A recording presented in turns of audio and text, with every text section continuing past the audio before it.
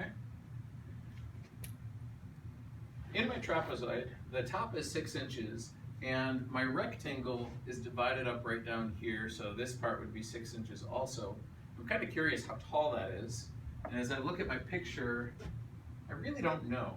I don't have a number here or here, but I do have this h here. So I'm going to put that in place for my height. I don't really know if I need all 4 of these labels or not, but at least I've got it down. And then there's this triangle part. So here's why it's a right triangle. I wonder how long this is. Let's see, if the whole segment is 9 and the small segment here is 6, then 9 minus the 6 would be 3 right over there. Again, I don't really know if I need that information. I'm just playing with it so that when we go on, we have some information to work with. All right, I've got my picture figured out. Let's see what we're supposed to do in the problem. Use the equation tool. Oh, stop right there. I don't see any equation tool. So I'm gonna have to scroll on my computer here and find out what that is. Well, this must be the equation tool. In fact, I have evidence that it's the equation tool because there's an equal sign right here. So use the equation tool to create an expression. Oh my gosh, an expression or an equation? Okay, so I have an equation tool. It has an equal sign, but because I want an expression, I'm not supposed to use it. Okay, I'm gonna write that down so I don't forget. I want an expression, not an equation. So I'll say expression only. All right. So we want an expression that could be used to represent, or rather to determine, the area of the trapezoid. So it's the area of the entire shape, not just one of the small pieces. So if I want the area of this part on the right, let's say, then that's the base times the height, 6h. And I really don't know what h is.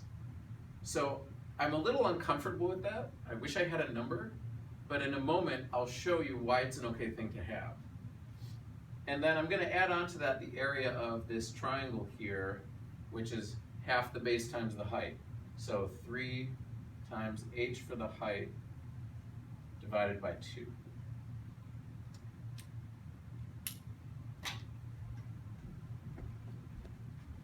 So here's how I know it's okay not to have a number for h. In this equation tool, an h has been provided. Yes. If it weren't there, I'd really be in trouble and wouldn't know what to do.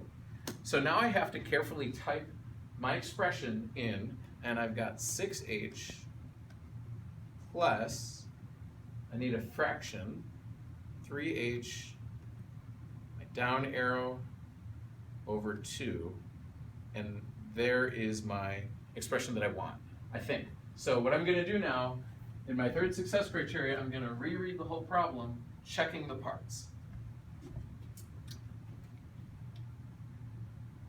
Now I remember from the beginning of the problem, all this sentence did was teach me what was in the picture.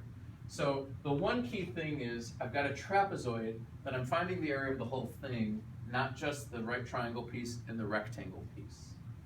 So up on the board I have my right triangle and my rectangle shaded in separately, but I've made a trapezoid. I'm supposed to use the equation tool, I've done that, to create an expression. So on the board, I wrote something that had no equal sign, so I'm good to go there. And it has to be determining the area of the trapezoid. So the trapezoid's area is the rectangle, base times height, plus the triangle, base times height divided by 2.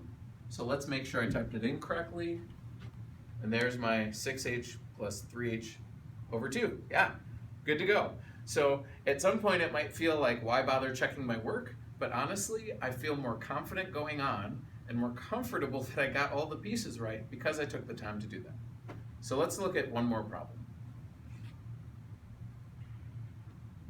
Well, this is a different looking stimulus here. I don't see any visual